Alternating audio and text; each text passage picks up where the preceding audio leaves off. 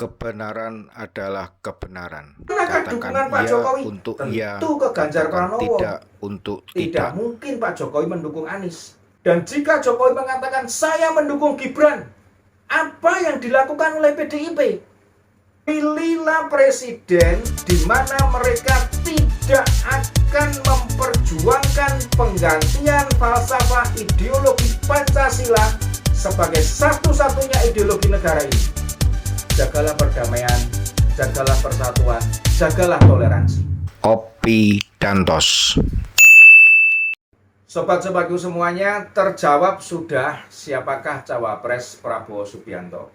Kemarin Prabowo sudah mendeklarasikan bahwa dia akan didampingi oleh Gibran Raka Buming Raka, Wali Kota Surakarta.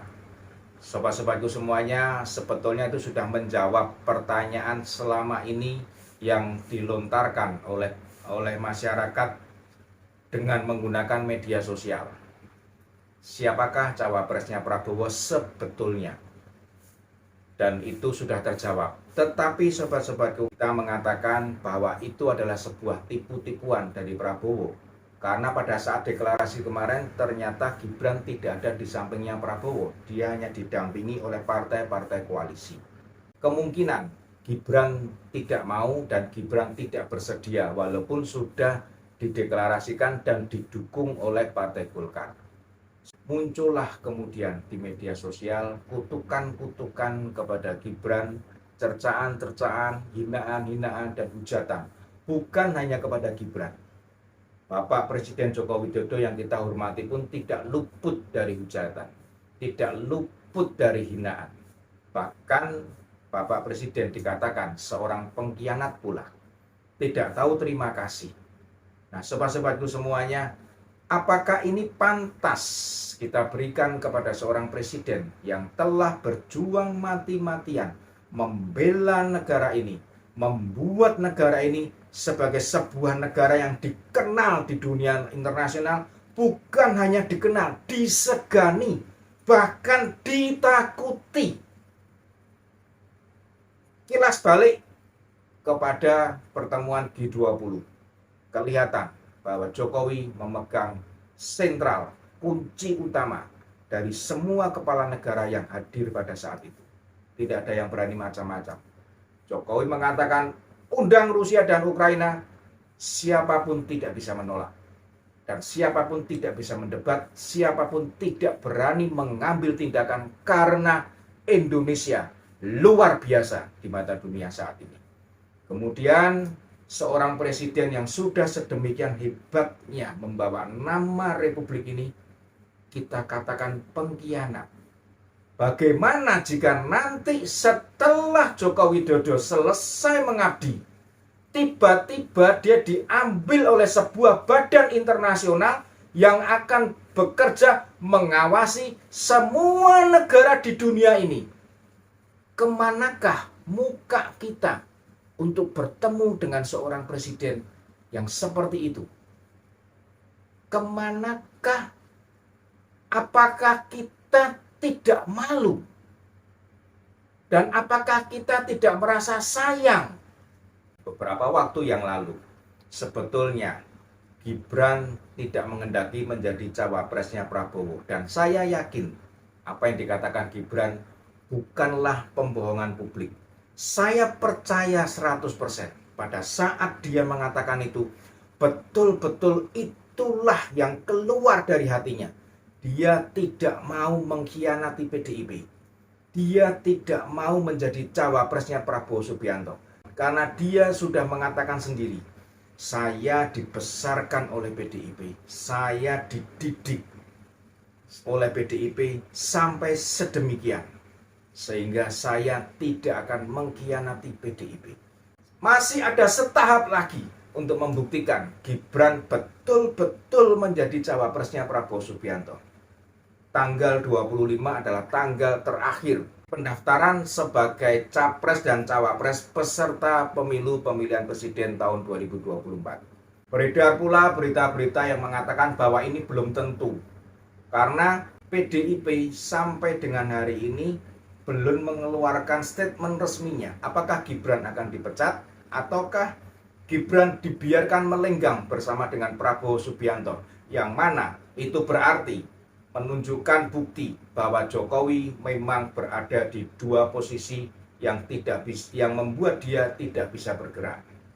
Gibran pun katanya sampai dengan hari ini belum menyerahkan surat pengunduran dirinya kepada Partai Demokrasi Indonesia Perjuangan. Walaupun sudah tersiar kabar dan Gibran pun juga mengakui Gibran sudah menghadap Puan pada sehari sebelum dia dideklarasikan oleh Partai Golkar menjadi cawapresnya Prabowo. Di situ Gibran mengatakan dia sudah meminta izin kepada Puan. Sobat-sobatku semuanya, hindarkanlah pemilu yang mengundang permusuhan. Hindarkanlah pemilu yang menghadirkan kebencian. Jika Anda berkampanye dengan menarasikan kebencian, mengutuk orang lain, menjelek-jelekkan orang lain dengan luar biasa, kemungkinan besar Anda akan ditolak. Apalagi yang Anda jelekkan adalah keluarga Bapak Joko Widodo. Jika kita mau melihat di manakah posisi dukungan Bapak Joko Widodo, kenapa kita harus bingung, sobat-sobatku semuanya? Pak Jokowi sampai dengan hari ini tetap kader PDIP. Dari PDIP siapa yang dicalonkan? Ganjar Pranowo. Kemanakah dukungan Pak Jokowi? Tentu ke Ganjar Pranowo. Tidak mungkin Pak Jokowi mendukung Anies. Hal yang kedua, Gibran adalah anak Pak Jokowi. Kemanakah Pak Jokowi mendukung? Tentu kepada Gibran. Masa Pak Jokowi dukung kepada Anies? Nah, dari dua hal ini kita bisa melihat Pak Jokowi mendukung Ganjar dan mendukung Gibran. Di mana sekarang kita menuntut Pak Jokowi harus menyatakan kehendaknya, menyatakan lewat suara keluar kemanakah Bapak mendukung sebuah hal yang tidak mungkin dilakukan. Dia adalah presiden untuk semua rakyat Republik ini dan dia harus menyayangi seluruh rakyat ini. Tidak boleh pilih kasih. Begitu dia pilih kasih, hancurlah negara ini. Bayangkan jika dia mengatakan saya mendukung Ganjar Pranowo. Apa yang dilakukan oleh kubu Prabowo Subianto, di mana Gibran ada di situ? Anaknya. Dan jika Jokowi mengatakan saya mendukung Gibran, apa yang dilakukan oleh PDIP? Yang memberikan surat mandat agar Jokowi bisa menjadi calon presiden. Sadarilah Bapak Jokowi berdiri ada di mana. Rasakanlah Bapak Jokowi ada di mana. Dan bawalah kedamaian di dalam Pilpres kali ini. Jangan sampai kita bertengkar karena sekali lagi berhati-hatilah. Ada sebuah kekuatan yang siap menerkam Indonesia. Ada sebuah kekuatan yang siap untuk menghancurkan Indonesia. Untuk apa? Kita lihat zaman Pak Jokowi ini, 10 tahun ini Indonesia mulai tertata. Jika ini sebuah pohon, maka Indonesia adalah sebuah pohon yang besar, yang rindang daunnya, dan yang banyak buahnya. Inilah yang akan diambil. Sobat-sobatku semuanya, berhati-hatilah. Satu kekuatan yang selama ini mengincar Indonesia, yang selama ini ingin menghancurkan Indonesia, selama ini ingin menguasai Indonesia. Kekuatan itu selalu merongrong kebijakan negara ini, dan terbukti selama berpuluh-puluh tahun negara ini tidak bisa bertumbuh, negara ini tidak bisa berkembang, dan negara ini tidak mungkin maju jika di bawah kekuatan asing. Sobat-sobatku semuanya, berhati-hati.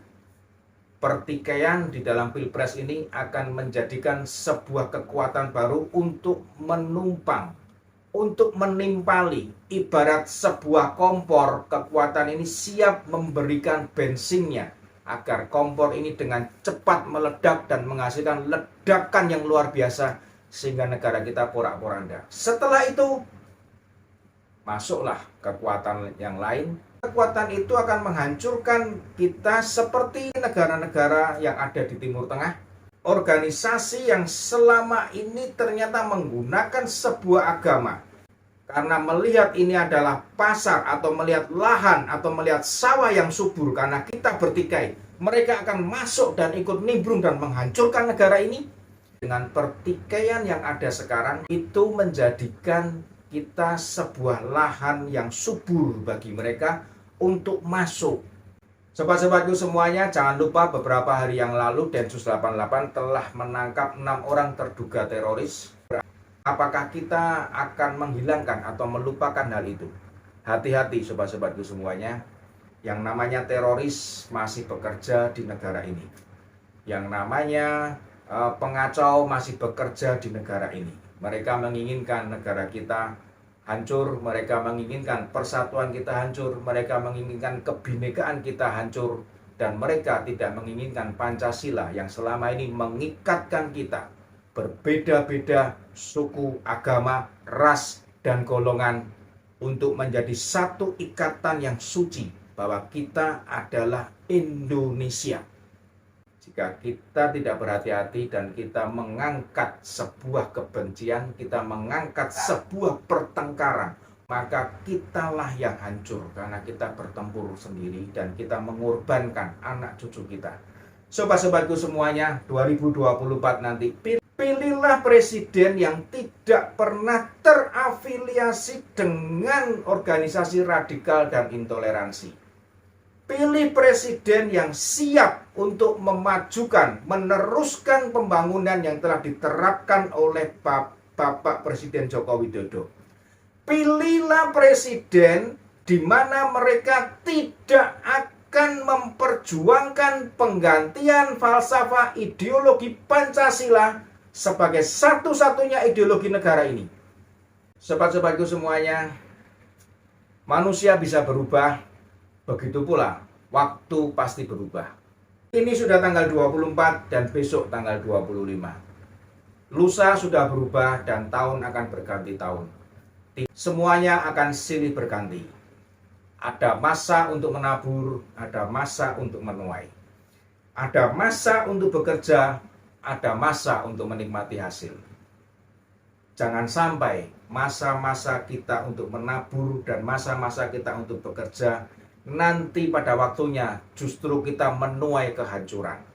Sobat-sobatku semuanya, kita menginginkan panenan yang luar biasa bagus untuk kita, dan kita menginginkan hasil kerja yang positif untuk keluarga kita, untuk anak cucu kita, untuk bangsa kita. Sobatku semuanya, jagalah perdamaian, jagalah persatuan, jagalah toleransi. Semuanya untuk Indonesia maju, untuk Indonesia sejahtera. Salam Opidantos.